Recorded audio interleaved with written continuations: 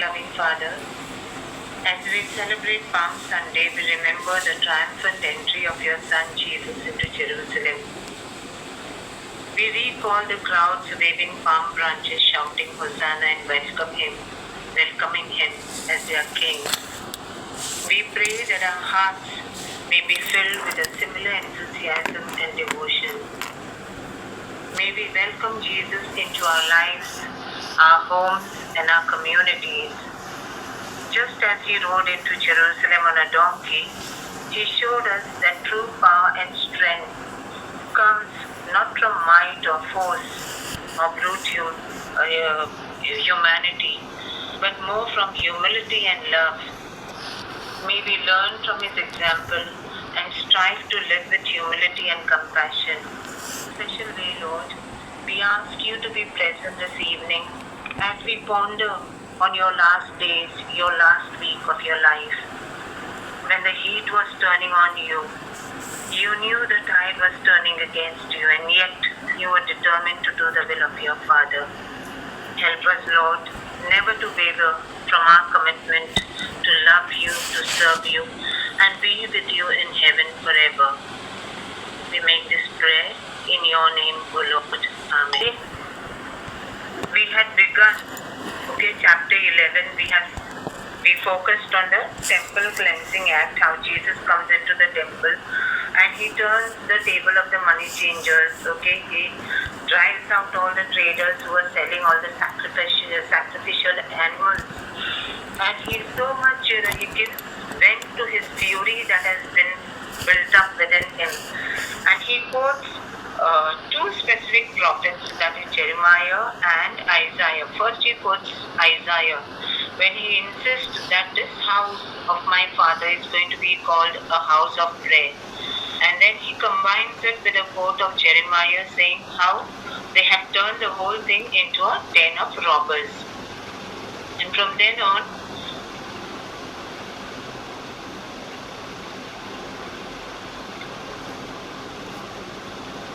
can you see the slides moving? Somebody could just unmute and say yes. Yes. All right. This was a picture, going back a little further back in time, what we had done last Sunday, just to get the connection restored. This was a picture that I had shared. So, most of the time you should keep this picture in your mind, because this is very important for you to have a mental image as to how Jesus was operating. When he was taking on the temple establishment, he was actually, confronting a very huge nexus of scribes, the Jerusalem priesthood that came, from the aristocratic nobility that ruled Jerusalem. Jerusalem was more like a temple state. When we talk and when we try to imagine, most of the time we focus our attention, only on the temple and its worship, that the pilgrims would come from all over the world, from the diaspora and all. So huge turnouts of crowds and all, because the temple was a focal point of worship to Yahweh. But we also at the same time have to remember that at this point of time, Jerusalem was situated, it was the capital of Judea, and Judea was one province which in the past used to be controlled and ruled by Herod the Great. But after his death, due to the mismanagement of his son, from 6 AD onwards, almost 10 years after Herod the Great died, the whole Judean province was directly under Roman rule. And that's how we have Pontius Pilate, and prior to him, other governors on the scene. So they used to be called the procurator. The procurator was quite a powerful man, but he functioned also under another legate who is to be, stationed in Syria. So he was a higher ranking officer, and the procurator in Jerusalem, he would be stationed in Jerusalem. He was directly ruling Judea on behalf of the Roman Emperor. So with this context in mind, we have to remember when we reflect on this temple cleansing act which finally did Jesus in, because this was the act which finally antagonized the Jerusalem temple leadership in such a way that they were hell-bent in seeing that he was eliminated, because he was a big threat to the establishment. But why he became such a huge threat we will be running through that in today's session. So keep this in mind that this was more like a temple state. The Jerusalem priesthood, they not only wielded spiritual power over the minds of the people, they were not only the religious leaders, but they were the ones who guided the Roman procurator. So the procurator had to work with them in tandem, because they were the ones who could hold on to the peace and keep the restless people pacified. So there was always a collusion between the Roman procurator who was stationed at Jerusalem and the Jerusalem priesthood.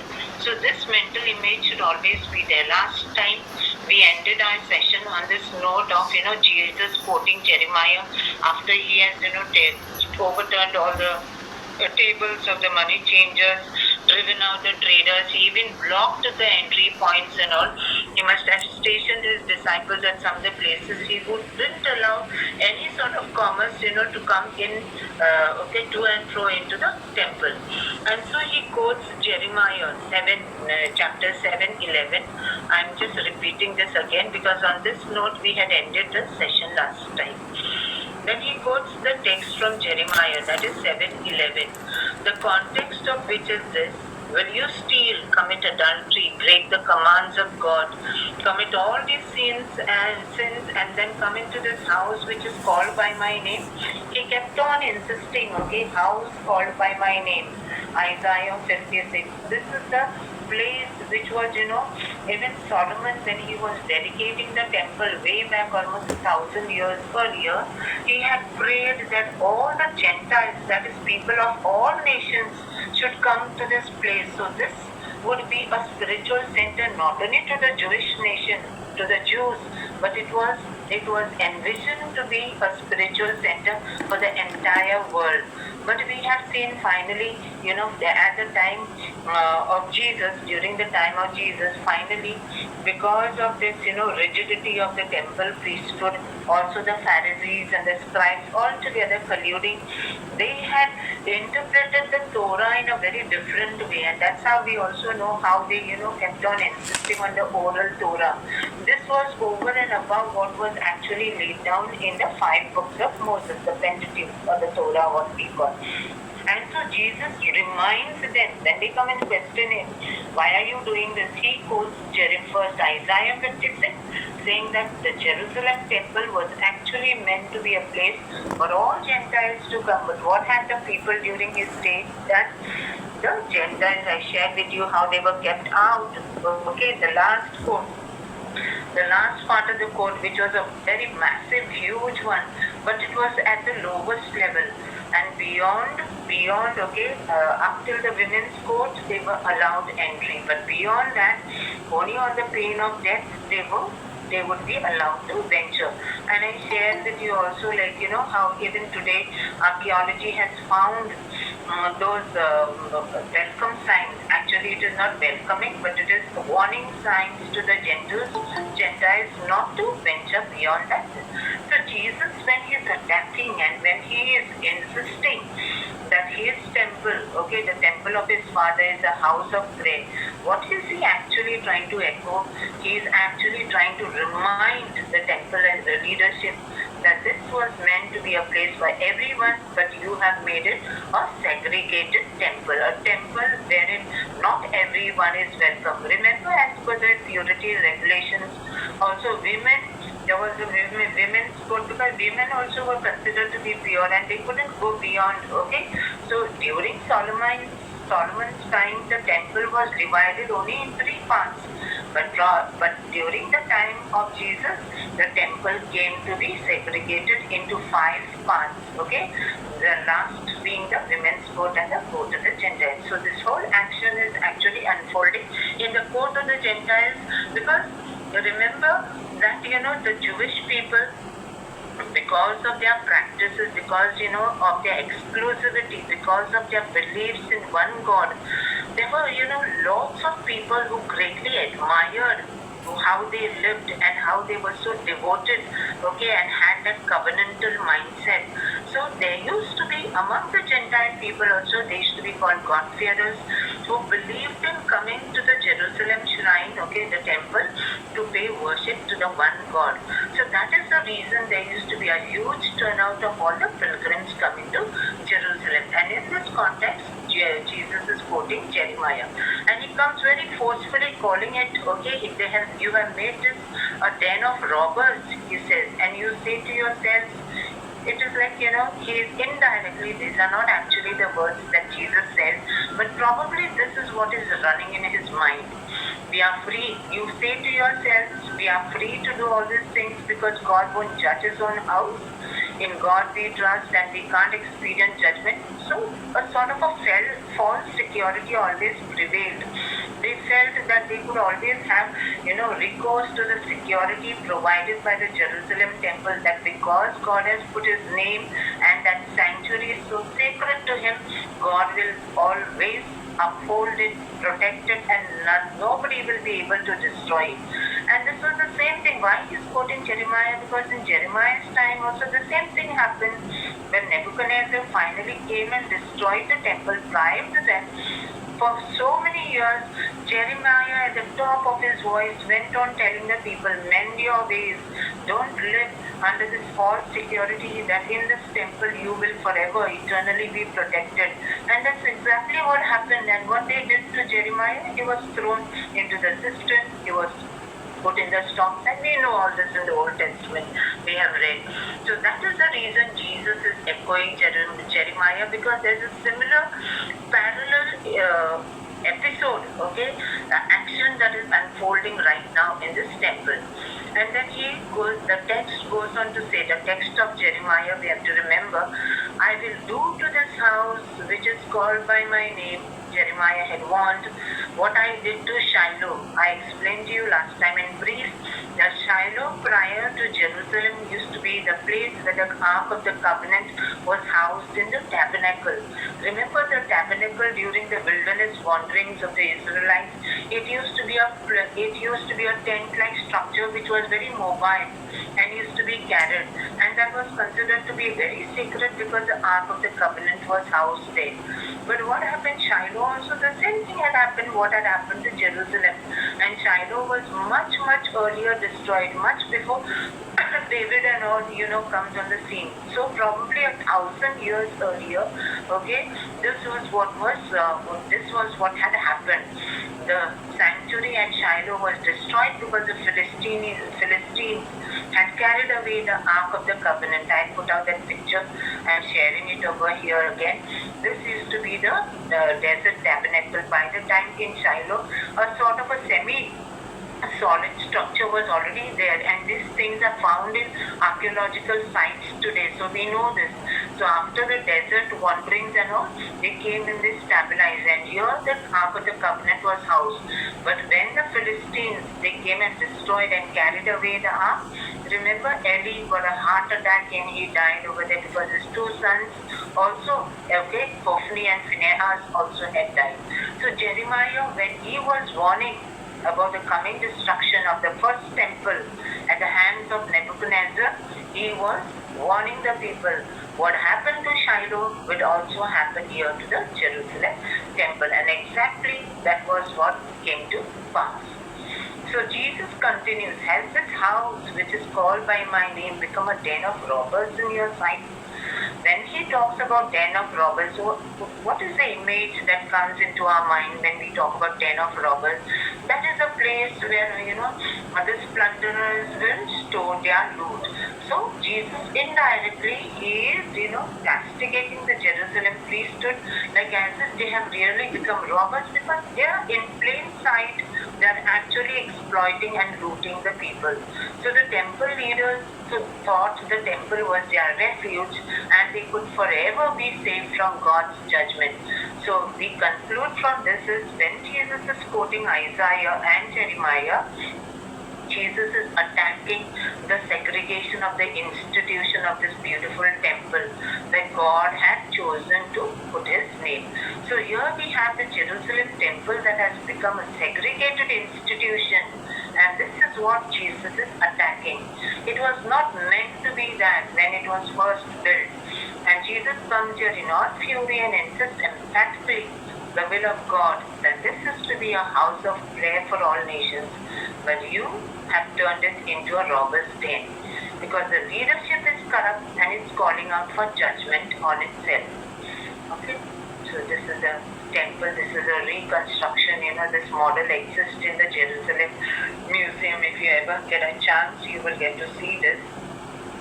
Now, before I dwell little further, we will understand the full extent of Jesus's, anger against the establishment only when we know in the context in which this is occurring. And for that, I feel it is most important for us to understand what this Sadducean priesthood was. We have seen in Mark's Gospel, we have had a look, in detail, I can say, at the Pharisees. We have looked and seen how they operate. We have seen the Herodians who were constantly, doubting Jesus. Now, the priesthood this was, a sort of, you cannot call this actually a sect. Like the Pharisees, we could call them a sect. We also had the sect of the Essenes, which I've never talked to you about, but some other day I will dwell on that. So there were various these type of religious groups that were operating at the time of Jesus in the whole of Palestine. But the Sadducean priesthood, they were one of a kind. They were not actually a sect, but they were just a group of a few powerful priestly families. In fact, I think not more than 5. Okay, it was a group of just 5 priestly families that were very, very powerful because they had become very rich and wealthy at the cost of the temple, and especially at the cult that was, propagated in the Jerusalem temple. Let us have a look at these people, who they were. Did the Sadducees believe in resurrection? No, they did not believe. They didn't believe in resurrection. No. They had their own belief. They only believed in the Torah. They did not believe in the oral Torah. Why were they fighting the Romans? No, they were not fighting the Romans. Oh my God, they were not against the Romans. They were in cahoots with the Romans. I will explain that now. No, they were all in favor of the Romans because their coffers were constantly getting filled. That is why I said Jerusalem, they had to remember it was a temple state. When we call it a temple state, it's like a country, a state in its own right. Okay? But religiously based. So these were the people who were always in collusion with the Romans. So they were the ones, were hated by the common people. And the common people always preferred the Pharisees. The Pharisees were the ones who, wielded a lot of power in the minds of the people, because many of the Pharisees, they came from very poor backgrounds. Not all of them. Some of them were very trained scribes. So some Pharisees were also in the employment of the Jerusalem priesthood. But the priesthood proper, the high priest and the chief priestly families, they only came from the line of Zadok. And that is why it is called Sadducean. Sadducean is Zadokite. The word comes from the Zadokite priesthood. Zadok was the chief priest during the time of Solomon. So they all owe their lineage to Zadok, and that is why they considered themselves to be the elite. There was another, set of priests. They were the Levitical priests, and they were from among the poor of society. In fact, some of them were extremely poor, lived in abject poverty. So when we are talking about the Jerusalem priesthood, we are talking in particular. But who is the first priest in the Old Testament? First priest in the Old Testament is Aaron, of course, from the time of Moses, the Aaronite priesthood, yes. So Zadok was from the time Aaron and all are much before Moses, I mean much before Solomon and David. I'm talking about Zadok, who was the high priest during the time of Solomon. That is when the temple was already fully formed. When Moses and Aaron were there, they were just leading the people still in the wilderness. There was no temple as such, They only had the moving tabernacle, which housed the Ark of the Covenant. Let me continue this first, The Sadducean priesthood. We need to know and have a little background of these people. The view that Jesus objected to money changing at the temple is sometimes incorrect. Many scholars, actually point out that he was not against so much the money changers. Money changing was required. Why? Because the Jews from all over the world brought their coinage of all types as offerings to the temple. They would never come to the temple empty-handed. And it was necessary to some form of stability in the evaluation and conversion of the coinage. Like how we have today, when we need to go abroad, we need to get this currency converted to the currency of the nation that we will be visiting, right? Like for example, if I'm going to go to the United Kingdom, I will obviously need to have UK pounds. If I'm going to Kuwait, I will need Kuwaiti dinars. If I go to the United States, obviously you'll need the US dollars. So this conversion, it operates how? Because there's a standard conversion table on which we will, get our currency converted to another form of currency or coinage, whatever. So here also, since the pilgrims are coming from all over, from the diaspora, especially, I told you last time, okay, among the Jewish people, it was not only those who are residing in Palestine compared to those who were, settled outside Palestine, they were huge in number. So they all believed in coming to Jerusalem for the 3 annual festivals, and Passover was the greatest of them. And this was the time there was a standing direction contained in the Torah that every male above the age of 12 had to pay, the temple tax. They had to put that money in the temple treasury, a half a shekel. And this half shekel was actually, the Tyrian half shekel. They had to, when they went to the temple, there were these money changers. They would bring their own currency. Like for example, they were coming all the way from Alexandria, which is in Egypt. So they would have their Egyptian coinage. They would bring it to the temple, get it converted into the Tyrian half shekel or Tyrian shekel, whatever. And that was the only currency that was acceptable at the Jerusalem temple. So there was need for people also, not only for conversion of this currency, they also, when they came to the temple, they needed to buy sacrificial animals rather than for them to bring them from afar, because when they are coming from afar, how is it possible for them to carry their land? If you are coming from within the precincts, just outside Judea, which is a little close by, it would be okay for them. But most of the time, they had to purchase the sacrificial animals, which were, specially kept over there by the traders, and they had to take the animal and offer it for sacrifice at the court of the priest. So the only coins accepted at the Jerusalem temple were the Tyrian silver shekels and half shekels that had the image of Melkart. I remember I've shared this earlier also. Melkart was the god of Tyre. So the modern adaptation, modern means during the time, the Roman times, it was Hercules on one side and an eagle perched on the bow of a ship on the upper side of the point. So this was the only accepted coinage in the temple. Tyrian shekels were guaranteed. Why they were insisting only on the Tyrian shekels and half shekels? Why? Because of their purity in its silver. They had guaranteed more than 95% purity in its silver. So the Sadducean priesthood, now see, remember that among the Jews, it was considered to be very defiling, to have images of any sort.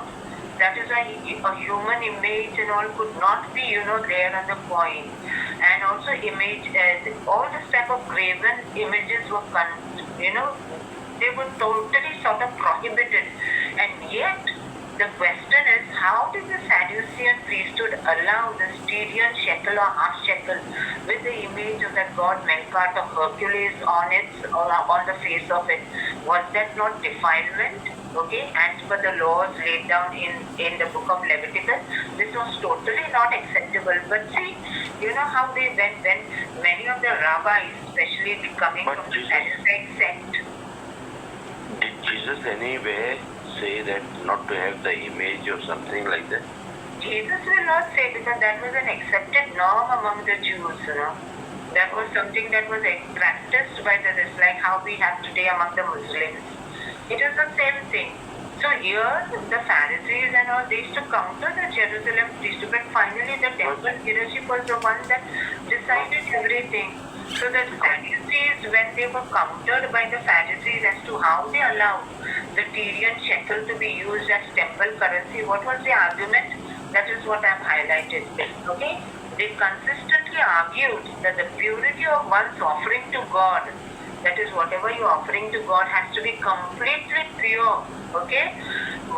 They argued that the purity of one's offering to God superseded any defilement the images might bring. They accepted that there was some sort of defilement. The very fact that you accepted that type, you're accepting that type of coinage in this, on which there is the face of Melkart, that is a sort of a defilement. But they said that because it contained pure silver and that goes as an offering to God, the defilement brought about by this image on that coin, that is superseded by the purity of the silver. This was the argument. So what does it tell you? That they were a very greedy lot for them. They were interested. Why? Because finally the purity of the silver determined the vastness of their wealth. And this is the way the temple leadership, which comprised mainly of the Sadducean priesthood, this was the hold they were having over the people. At Passover, the money-changing operations were greatly expanded because of the huge turnout of pilgrims.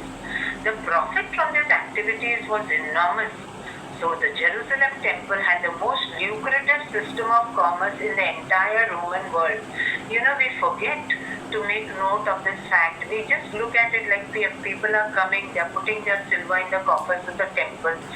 But without realizing that, this was an inflow of a huge amount of wealth going directly. Whom was it benefiting the most? The wealthy class, the Sadducean priests.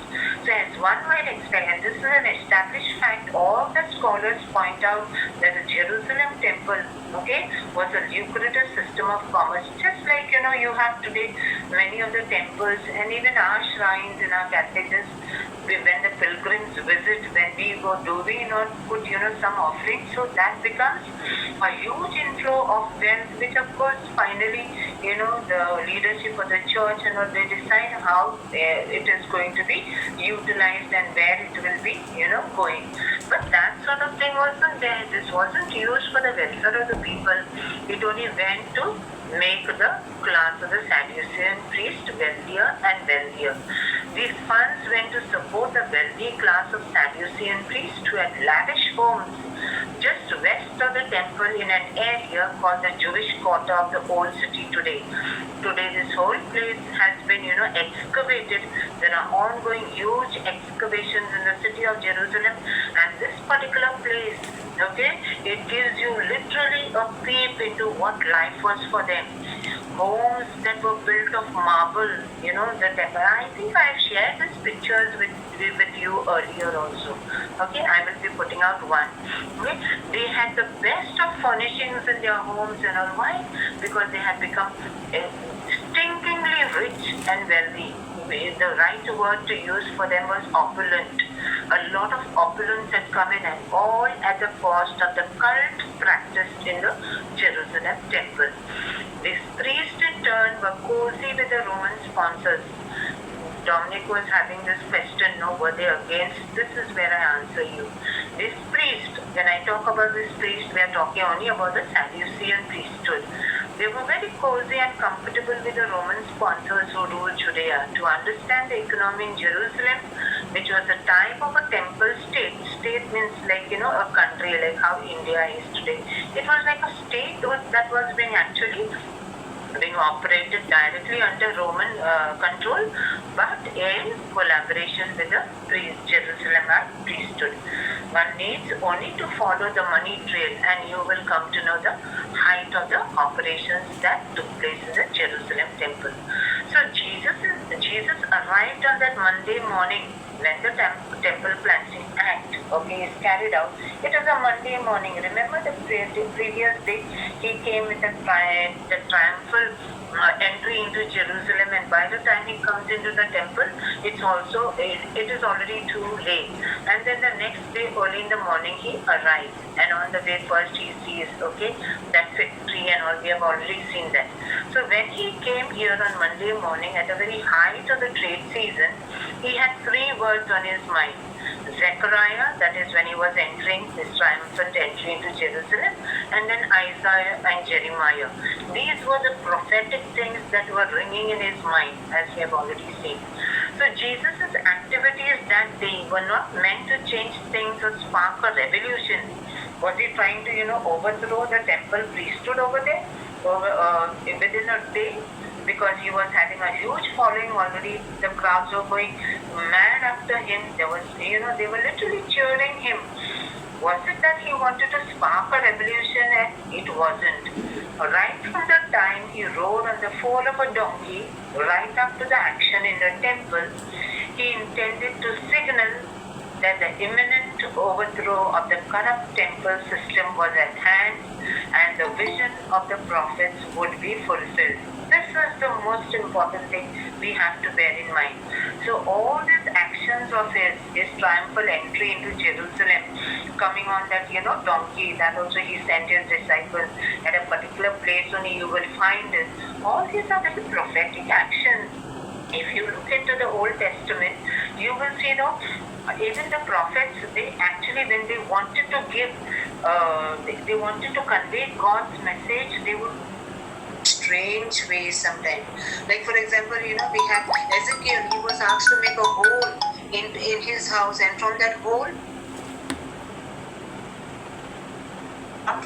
God was departing from his temple before the fall of the first temple. So whenever the prophets needed to convey a powerful action, an imminent action that God would be, very soon be taking, they would demonstrate it with action. And so here, Jesus is also fulfilling a very prophetic role.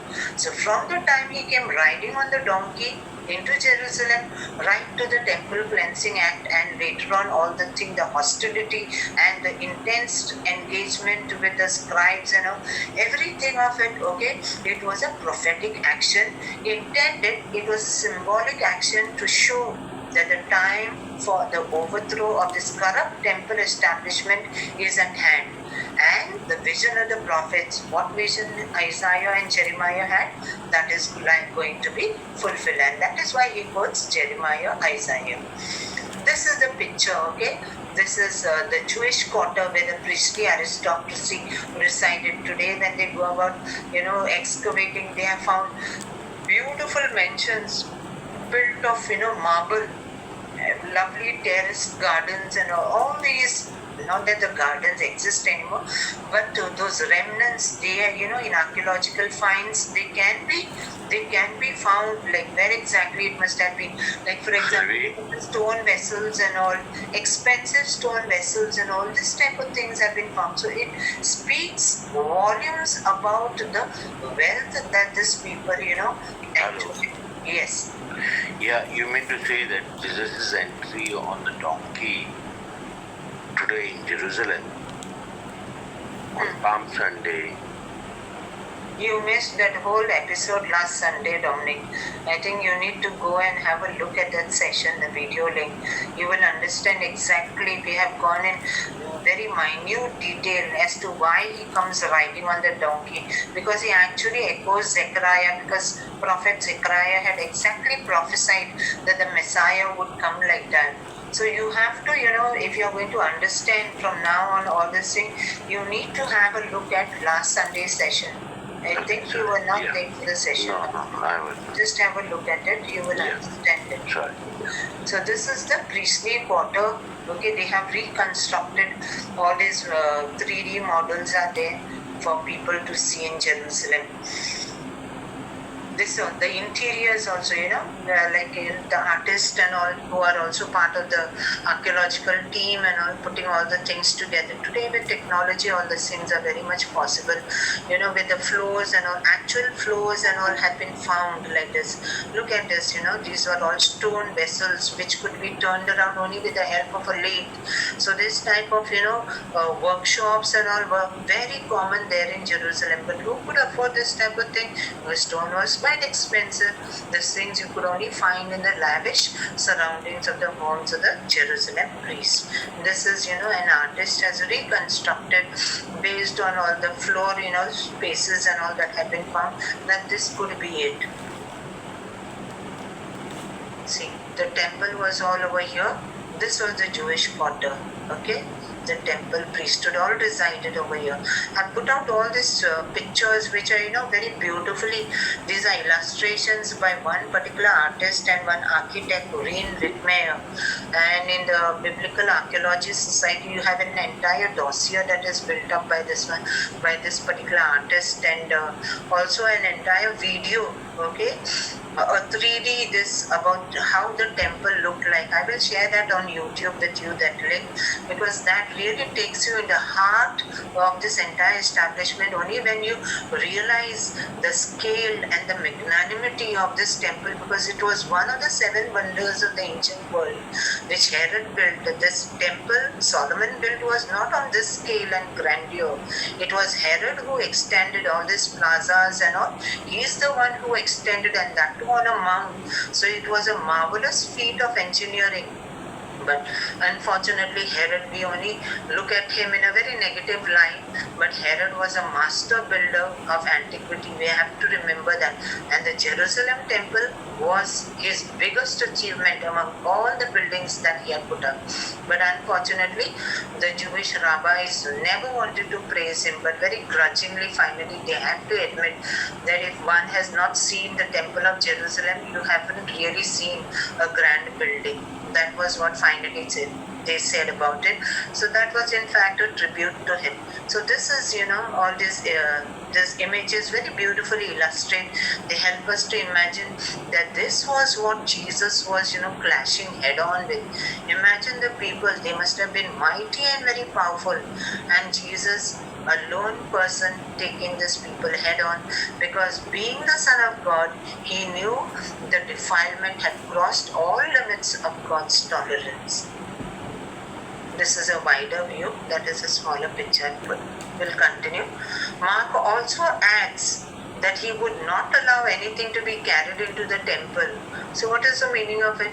When he says this, he's probably referring to, in the temple there were many gates, but within also there were smaller, narrow gates through which goods had to pass to support the exchange and sales activities that were going on. The birds had to be brought in and out and all. So Jesus blocks all those. Probably he must have stationed several of his disciples, his rugged Galilean men, at his entrance and exit points, announcing that business is closed for the day.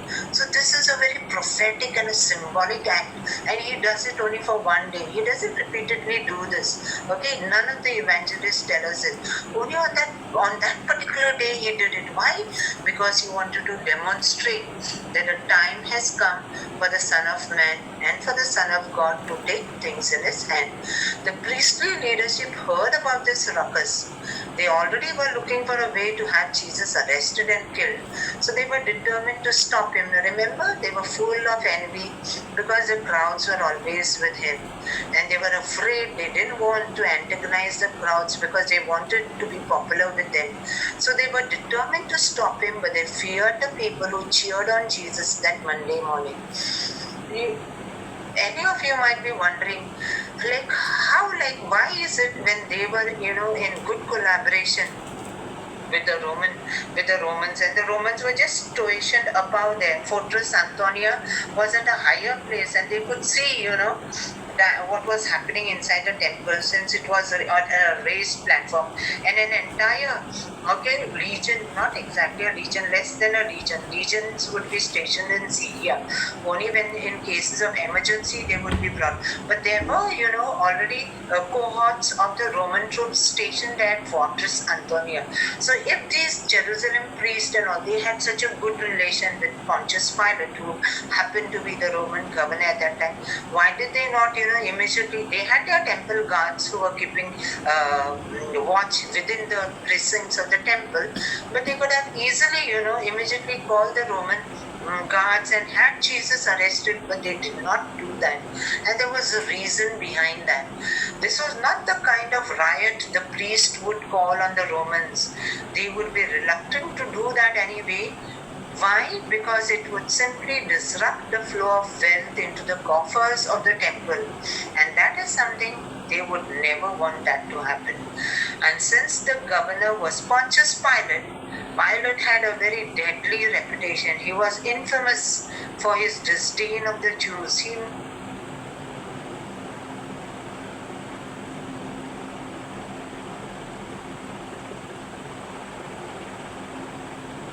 in general, so they didn't want to make it, a sort of a riot, because that was one thing the Romans would never tolerate. And if something like that had to happen, it would be at the cost of wealth not coming into the temple. So Jesus's actions were symbolic, prophetic protest, and he had the support of the people. So what he did, was a prophetic demonstration of what God intended doing. These are all the Tyrian shekels. This is that bird perched on the bow of a ship, and this is the face of Hercules or Melkart. So you mean to say that he was trying to fight the Romans? Who was trying to fight the Romans? Jesus. No, why would he try to fight the Romans? He never wanted to fight with anybody. He only stood for what was the right thing. He was very gentle, even when the only violent act that Jesus is ever found doing is only overturning the temples and the tables of the money changers. And in today's standards, we will never even call such an act a violent one. He was overtly gentle. We will be seeing that. You cannot say that he wasn't trying to challenge the Romans or anything. Of course, that was a feeling among the entire Jewish nation.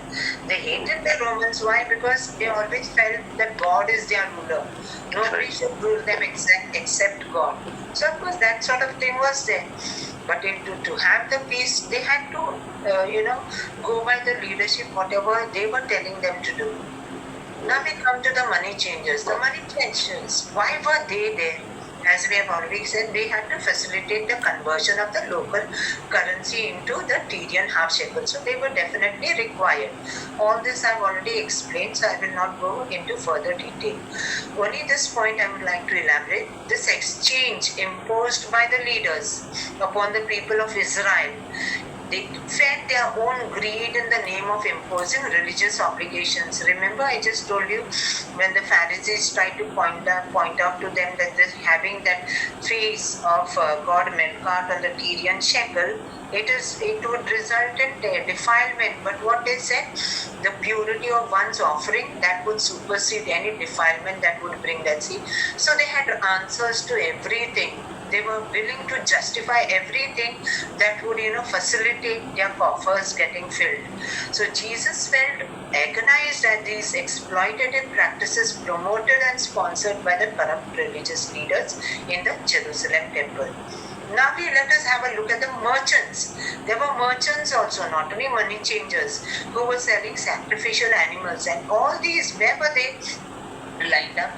They were lined up along the porticos of the outer court, that is the court of the Gentiles, which made it, so you can imagine, was it, could you say that it is part of the religious Jerusalem temple?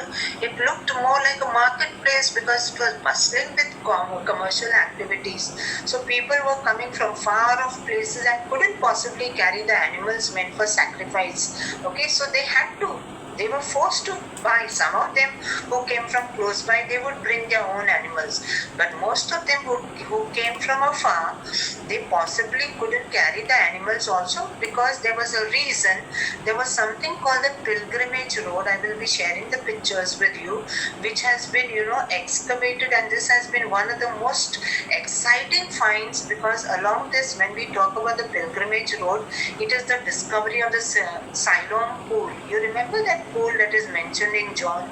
And always the scholars, they believe that John's gospel is all made up.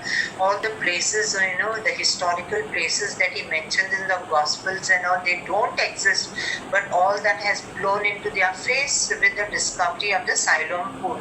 I will be sharing that picture with you. So that pilgrimage road, when you look at the pictures, it was a road that was stepped. Very strange. It was, quite a big, long road, almost 1.5 miles. But it was not a road like you could just walk. It was stepped. because there was a reason behind it. The whole idea is when you're going on a pilgrimage to Jerusalem, it is an ascent. You're climbing the holy mountain towards God. So you have to go with that, mindset. So as they went about, it was called the Hill of Ascent. So this pilgrimage road, obviously, because it was stepped, you cannot be carrying your carts. It will be very difficult because at every step you will have to literally hold it up and pull it up and again put it up on the next step. So the road also did not facilitate, anybody bringing their sacrificial animals. So they had to buy it from the merchants who were all lined up along the porticos of the temple and along the pilgrimage road also sometimes. Also, the pilgrimage road was a stepped road, gradually ascending the temple mount, which would make it impossible to tow in animals for sacrifice. This is the entire picture. This is the Jerusalem temple, and this is the discovery of the pool, which was made in 2004 accidentally, when they were trying to, I think it was some plumbing work in the city, which finally first made them discover some steps.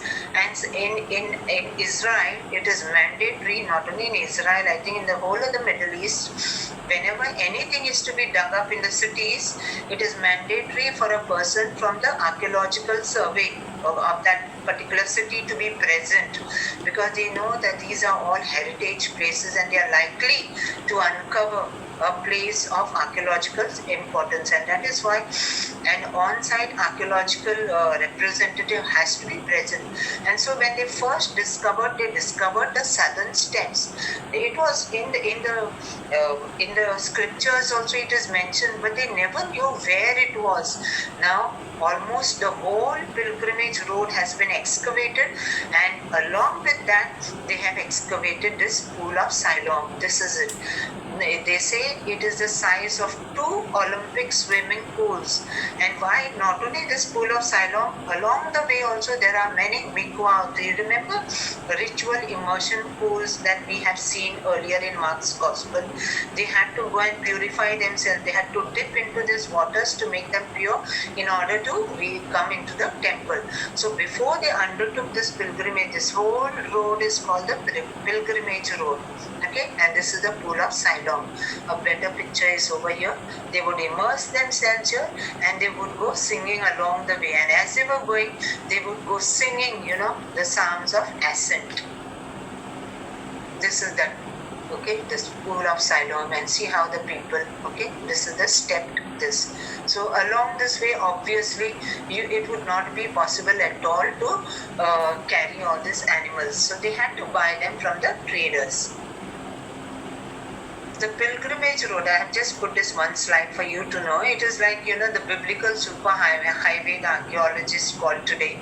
Very soon, I think it will be thrown open to the public, and someday, if you happen to go, at least I do desire to go, it will be like, you're really reliving that experience of Jesus, because when he went along with his, band of disciples, that whole day, they must have gone like pilgrims towards the Holy Temple. So the pilgrimage road was a half-a-mile journey all the way from the southern part of the city of David all the way up to the Jerusalem Temple.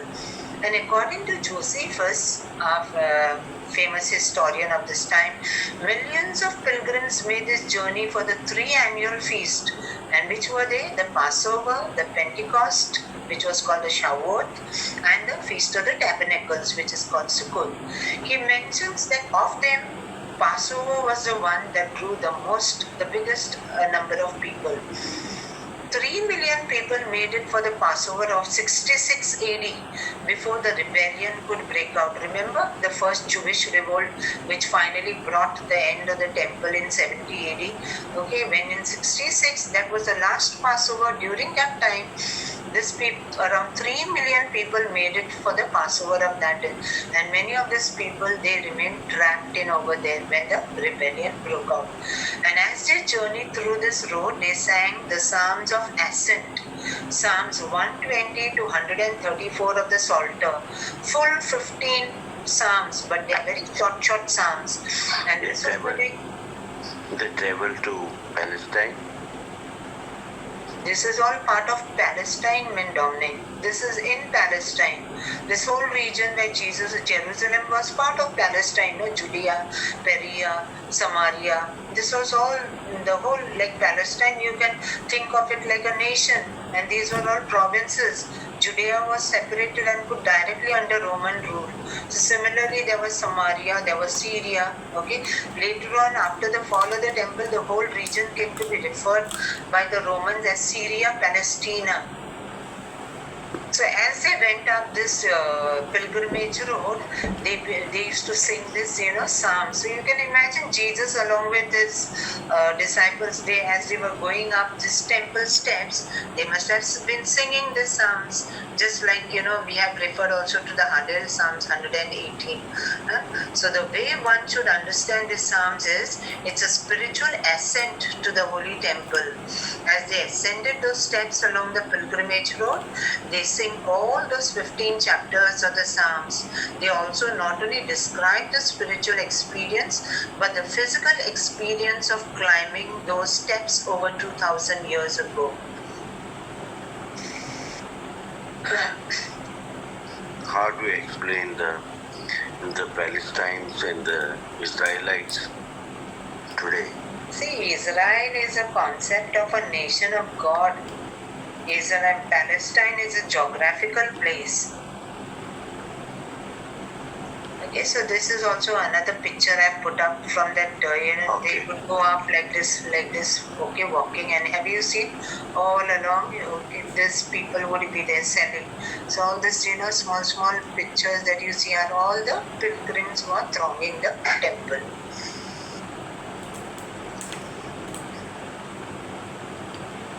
This I've just put out the latest picture of the actual steps of that pilgrimage road, okay, south of the temple. So Jesus was attacking the money changers and overturning their tables. Why? Because they were exploiting the religious zeal of the visitors to Jerusalem and did their business on temple grounds. They could have done this very well outside, on the pilgrimage road and all. There was no need for them to occupy the porticos of the temple, the outer court. So this is what Jesus is attacking. Here I continue. Another thing that, was common practice, which must have greatly annoyed Jesus, was this same money changers were associated with other shady business practices in the temple courts. Some sold sacrificial animals. Okay, Yeah, because they will not accept something which is See, what the condition was, any animal that was brought for sacrifice had to be unblemished, without a spot, complete in all respects. So, for small reasons and all, they would reject that this animal is unfit. It was called something called approving or not approving the animal to be, offered as sacrifice. So on frivolous and very silly excuses, they would use it as a pretext. Why? Because they wanted that they should, buy animals from them. So those who were in charge of examining the animals to be sacrificed, it was simple matter for them to declare the animal as unapproved and force the worshipper to buy another.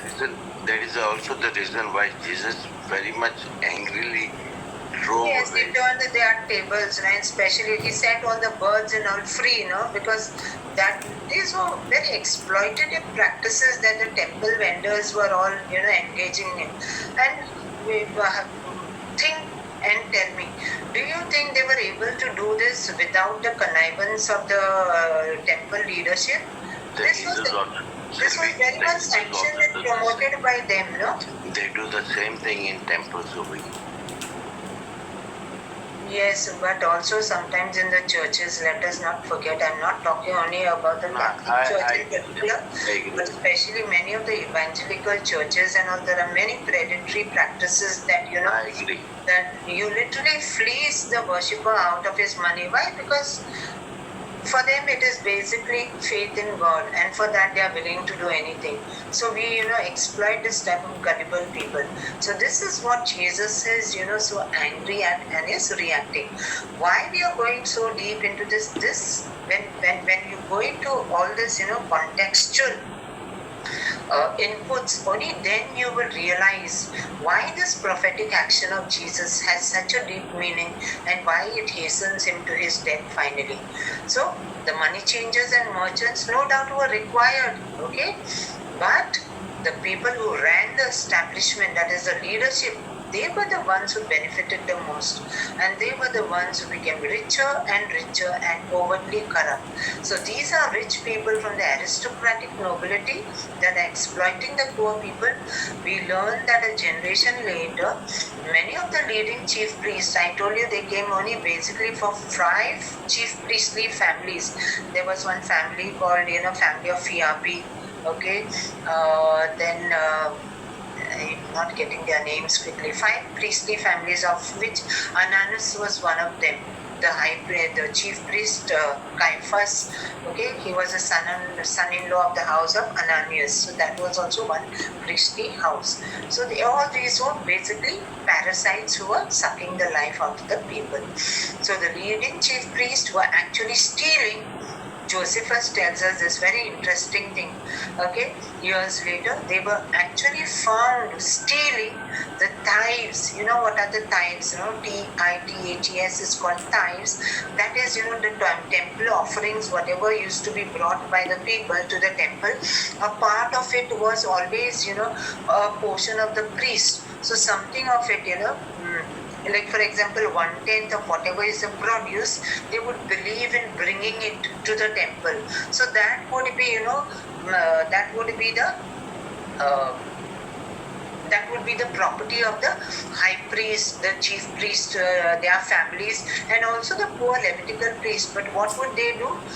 The portion that was given to them, even that sometimes used to be robbed by this rich priest. The tithes that were meant for the poor priest and given by the people, that also this chief priest would sometimes rob, because because these used to be stored in. Catholics are just expecting over here in North. Sorry. Yeah.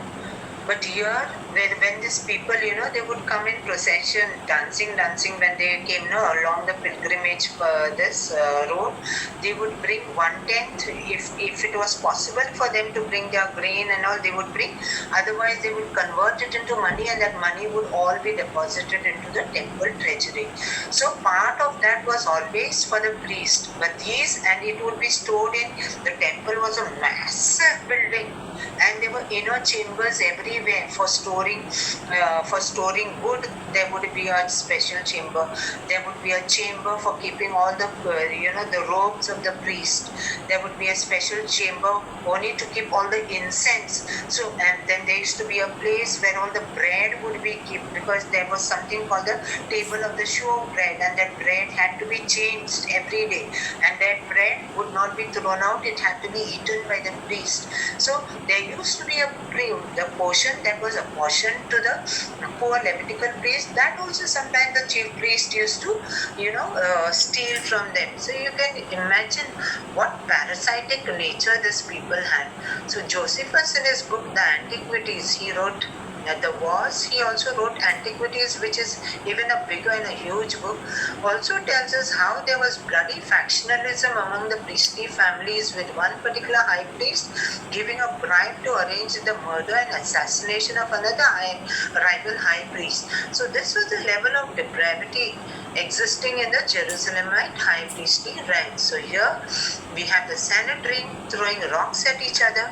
Far from their calling to a life of holiness, they were a bunch of thieves and plunderers of loot. Actually a pack of sharks. That is why Jesus goes on the attack.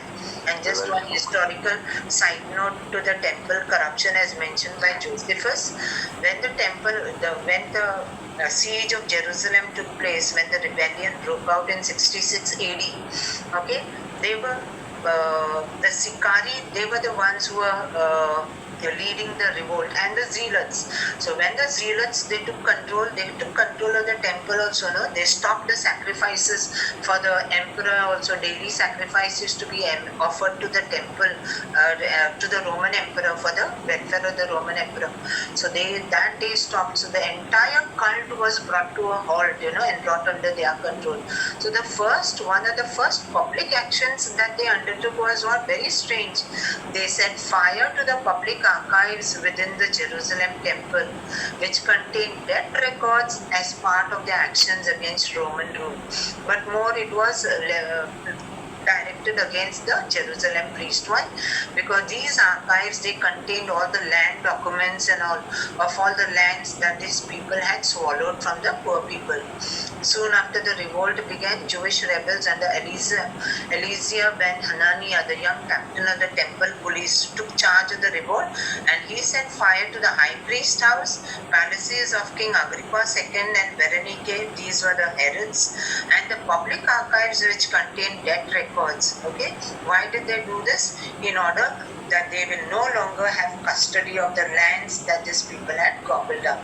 But this was a deliberate action aimed at the corrupt Jerusalem chief priest who stayed loyal to Rome, which mainly consisted of 5 to 6 priestly families which had amassed colossal wealth at the cost of the poor who lost their lands, borrowing money from the temple, because the temple was also a central bank. They used to lend money and all to those in need, and for that they had to keep their land papers and then it would give it. So the temple treasury functioned as a central bank, engaging in trade and financial transactions. And until and unless you realize the depth and the magnitude of the functioning of the entire Jerusalem temple, you will fail to understand and appreciate the prophetic action of Jesus. So to summarize, in the courts of the temple, people were being taken advantage of, and that is what Jesus, attacks. Animals that were meant for sacrifice on the pretext of they not being unworthy, they would be compared to buy another one. So Jesus denounced such greedy goings on and physically attempted to disrupt the corruption. In his righteous indignation, he quoted Isaiah and Jeremiah to show that he had biblical warrant for his actions. What should have been a sanctuary for the righteous had become a refuge for the wicked, and the Son of God was not going to put up with it.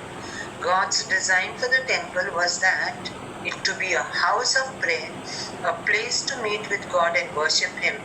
But when Jesus stepped into its courts, He found not prayer but avarice, that is greed, extortion and oppression. And that's why we have that prophetic act. Then after this is over, they are going back. They had a very arduous day in the temple with having blocked all the traffic and also. When Jesus has really created a ruckus, and the temple leadership must be fuming at this point of time. Now they are on their way back. Remember, they have to go back either to Bethany or Bethphage, because that was a place that they were camping. In the morning, as they passed by, they saw the fig tree. Remember, this was a fig tree. On their way to Jerusalem, Jesus went looking for figs, and then because there were no figs, there was no fruit. He cursed. It was not the time to get a figs that time. I know, Dominic, we have gone into that, because at that point of time, the fig tree actually comes in full blossom in summer, and this was the time of spring. But during the time of spring, there is something called brebas, one pre-fig fruit that used to be thrown by the fig tree. It used to be not that very tasty, but it was edible, and Jesus probably was hungry, and that was the fruit that he went to look for. But the tree was only having nice, beautiful foliage, all full of leaves, but no fruit. Yes. So Mark does not say that Jesus went looking for figs. He went looking for fruit. And the fruit that he was looking was probably that pre-fig that is normally thrown by the fig tree. So when they are going back, now they are going back. In the morning, as they passed by, they saw the fig tree withered away to its roots. Then Peter remembered and said to him, Rabbi, look, the fig tree that you cursed has withered. Now this is the next day. They are coming back to the temple. Because now we have Jesus coming back and forth, back and forth. Jesus answered them, have faith in God. Truly I tell you, If you say to this mountain, be taken up and thrown into the sea, and if you do not doubt in your heart but believe what you say will come to pass, it will be done for you. So I tell you, whatever you ask for in prayer, believe that you have received it and it will be yours.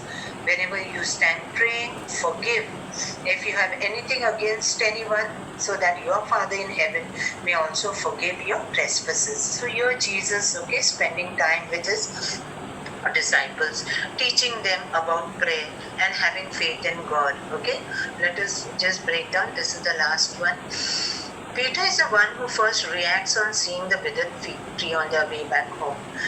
Now he is the major extrovert of the group. Okay, it is like as if he's saying, wow, Jesus, look, the fig tree you cursed has died. And Jesus says, okay, yes, I see that. And then he gives out a lesson of faith to his disciples. He tells them to have that faith in God. If you have faith, you can say to this mountain, be removed and cast into the sea. Okay, now when Jesus is saying, you can say to this mountain. So which mountain he is referring to? We have seen Jesus often. He uses visual illustrations. Whatever is there in view, in plain sight, he will use that, okay, as an example to give his lesson. So Jesus has visual illustrations in view. But what is a visual illustration in view at this point of time? What is he looking? Is he looking at this mount?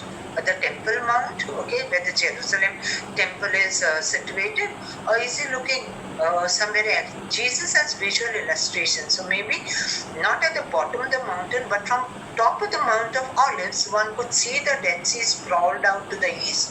So scholars surmise that maybe Jesus, on his way to Bethany and on, he had to come across this Mount of Olives. So maybe Jesus, not maybe from the bottom of the Mount of Olives, but definitely from the Mount of Olives, they say that, you can have an entire view of the Dead Sea sprawled out to the east. So probably he's talking about the Mount of Olives. He says, you can say to this mountain, move and be cast out into the Dead Sea. The scholars today debate whether the mountain he refers to is the Mount of Olives or the Temple Mount. But definitely, given Jesus' mindset and the way he had so much of respect and love for the temple, it definitely would not be the Temple Mount.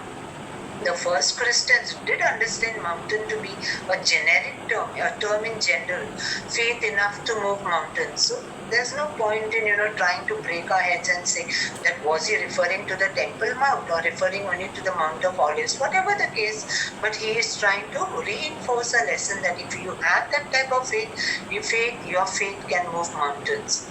But in terms of the mountain in view, when Jesus made the statement, Jesus probably often uses visual illustrations, and his disciples would know he is not referring to the Temple Mount as it wasn't commonly spoken of as a mountain in his days, as much as the Mount of Olives was referred to as a mountain. So that is the way the debate is settled.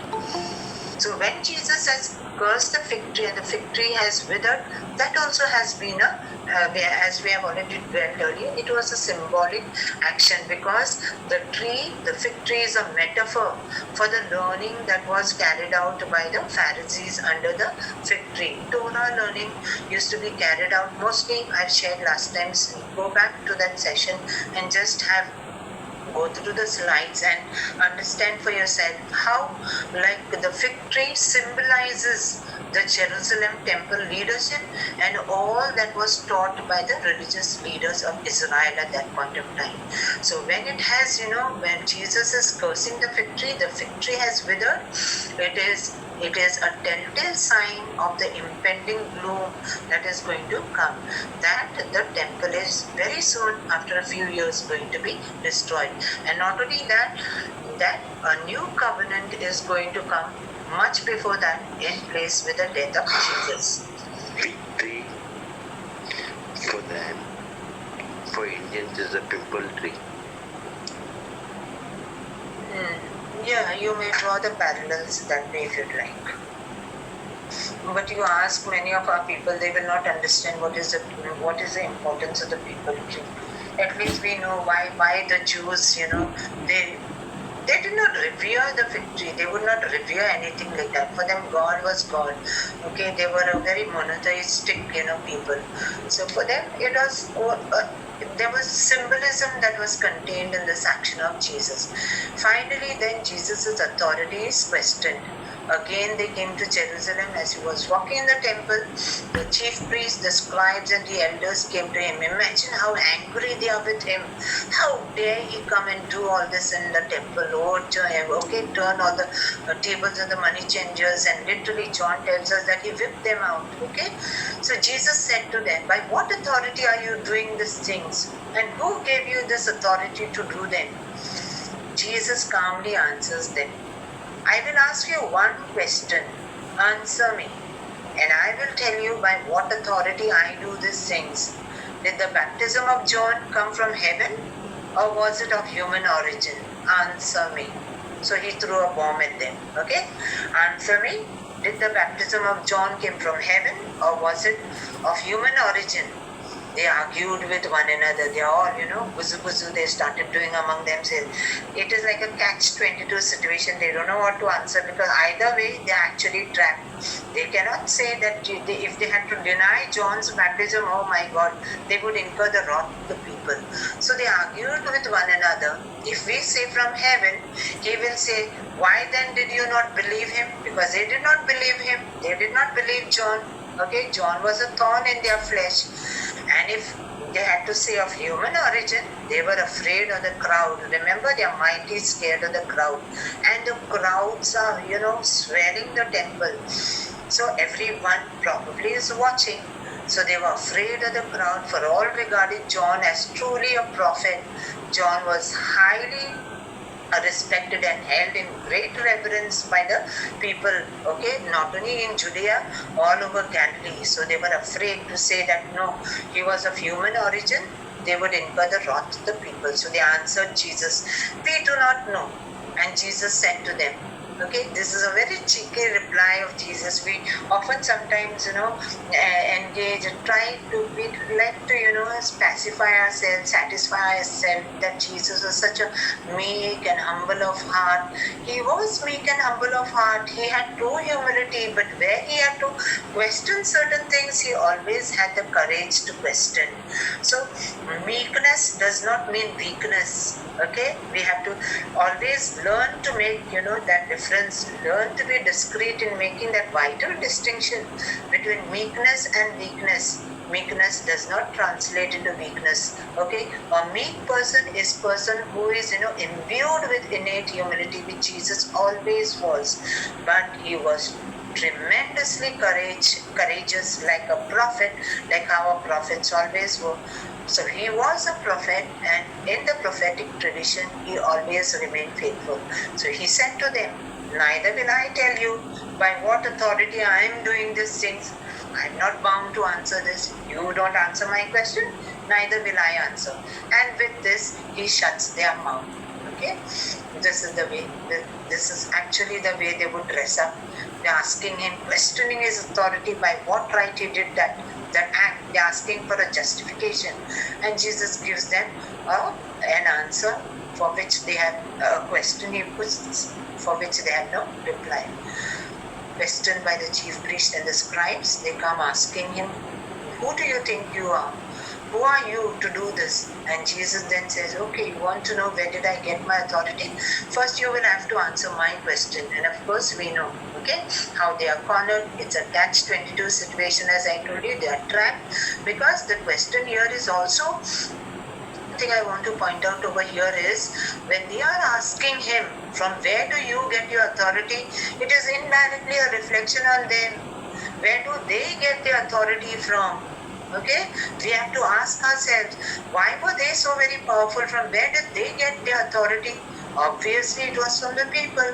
They are afraid of the people, and if they go against popular opinion, they will fall out with the people. They know that. So they want the crowds on their side, and that is why they don't answer him. If they were people who were truly, open-minded, and, they were really engaging in a proper debate, they would have answered either way, either yes, okay, it is from heaven, or it is worldly, but they didn't want to take that stand. They want the crowds on their side. Okay, this is the deeper meaning behind their silence. They are jealous of Jesus, and chapter 15 later on tells us they were envious of Jesus because he was more popular than them. And this, in fact, is the one overriding trait, that fed so much intense hatred within their hearts that they were, hell-bent on seeing that he was completely destroyed. So here they are cautious not to antagonize the masses who are watching this altercation between Jesus and them. Realizing they are trapped, they refuse to answer him, and Jesus is still being shrewd.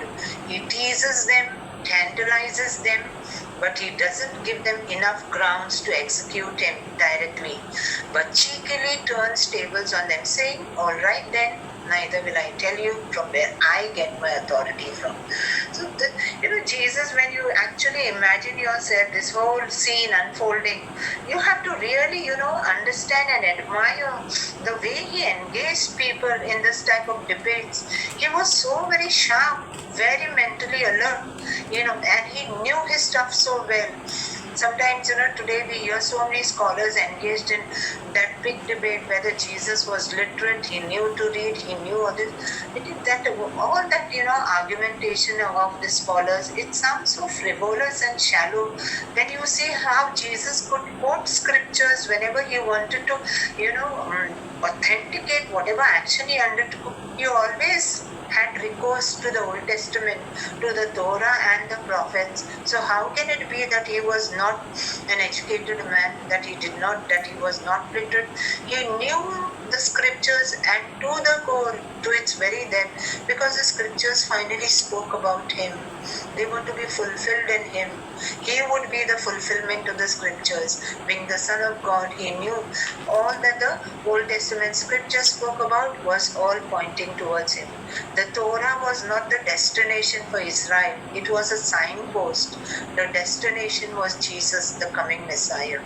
So realizing they are trapped, they refuse to answer him, and then this is the answer Jesus gives them. I have just put out this.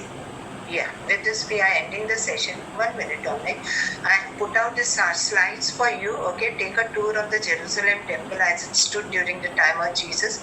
These are all the pictures I put out. Okay, this was the welcome sign near the women's court, prohibiting the Gentiles and all. Okay, to enter. You look at this, then you will understand. Look at the size, the human being. This was the main door of the temple. This was the court. Okay, the men's court, and this was the main door. This would be open, and here only the priest could go on the back side. That was the court of the priest. This was the court of the men. See the size of the temple, look at the size of the door, and look at the size of the human beings. It will give you a sense of estimation of how huge the temple was.